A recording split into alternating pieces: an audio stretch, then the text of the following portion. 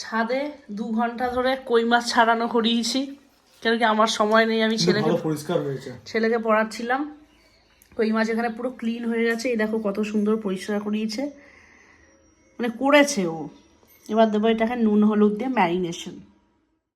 ওই যে কথায় বলে না, যার সাথে তুমি বাঁধবে ঘর সে যদি তোমার মনের মতন হয়, তোমার সমস্ত কাজে হেল্প করে, তোমাকে বোঝে, তোমার কষ্টে তার প্রাণে একটু হলেও কষ্ট লাগে, তাহলে কিন্তু তুমি সমস্ত রকম সব কিছু বাধা বিপত্তি পার করতেই পারবে। সেই রকম কিন্তু আমি একটা এরকম মানুষকে জীবনসাথী হিসাবে পেয়েছি, সত্যি কথা বলতে, যে কিন্তু প্রত্যেকটা মুহূর্তে যখন আমি নিজেও ভাবি কি আমার দ্বারাই কিন্তু আর সম্ভব না, কিন্তু সে আমাকে সব সময় বলে কি না তোমার দ্বারা সম্ভব, শুধু করো চেষ্টা।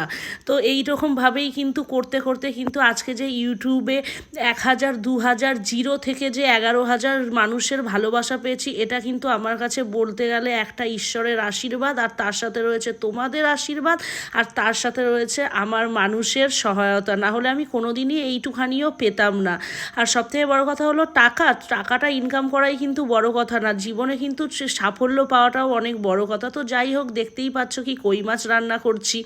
তো কই মাছ কিন্তু একদম সিম্পলভাবে রান্না করেছি, কালো জিরে ফোড়ন দিয়ে দিয়েছি, কই মাছগুলো আগে ভেজে নিয়েছি, আর তার মধ্যে কিন্তু আলু ভাজার থেকে একটু মোটা করে কেটে রাখা আলু দিয়ে দিয়েছি, ঝোলে আলু খাবো বলে। আর এই মাছটা এতটাই পাতলা করে রান্না করেছি, সে জ্যান্ত মাছ ছিল, আর ছেলের কিন্তু শরীর খারাপ ছিল, জ্যান্ত মাছের ঝোল খাওয়ানোর জন্য কিন্তু খালি আদা জিরে আর লঙ্কা দিয়ে কিন্তু ঝোলটা করে দিয়েছিলাম, যাতে দুপুরবেলায় ও এই মাছের ঝোলটা দিয়ে খায়।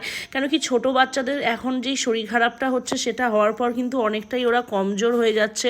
তো দেখো এইখানে কিন্তু মশলাটা আমি শিলে বেটে নেওয়ার পর তার মধ্যে দিয়ে দিয়েছি সমস্ত রকম ড্রাই মশলাগুলো, যেমন হলুদ গুঁড়ো, নুন একদম বেসিক, আর অল্প জিরের গুঁড়োটাও খুব অল্প দিয়েছি, কেন কি সবসময় মাথায় রাখতে হয়েছে কোনো রকম যেন গ্যাস অম্বল ছেলের না হয়, কেন কি গ্যাস অম্বল হয়ে কিন্তু ওর মানে লাস্ট আগের দিন ভীষণ ওর শরীর খারাপ হয়ে গেছিলো।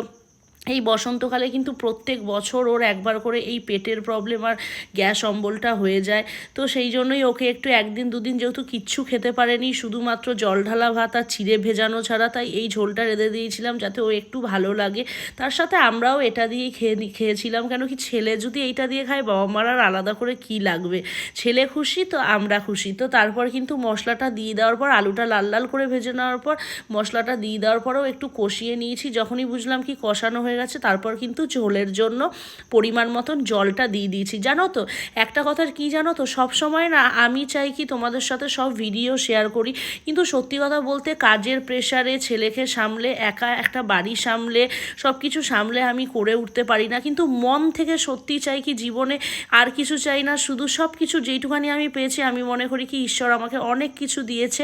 আর এই শেষে আমি একটা জিনিসই চাই, সেটা হচ্ছে তোমাদের অফুরন্ত ভালোবাসা, যাতে একদিন হলেও বুঝতে পারি কি আমাকে অনেক মানুষ ভালোবাসে, আমাকে চেনে। এই জিনিসটার জন্যই আমি ভীষণ পথ চেয়ে বসে আছি, আর মনের মধ্যে এইটুখানি আশা রাখি কি একদিন ঠিক হবেই।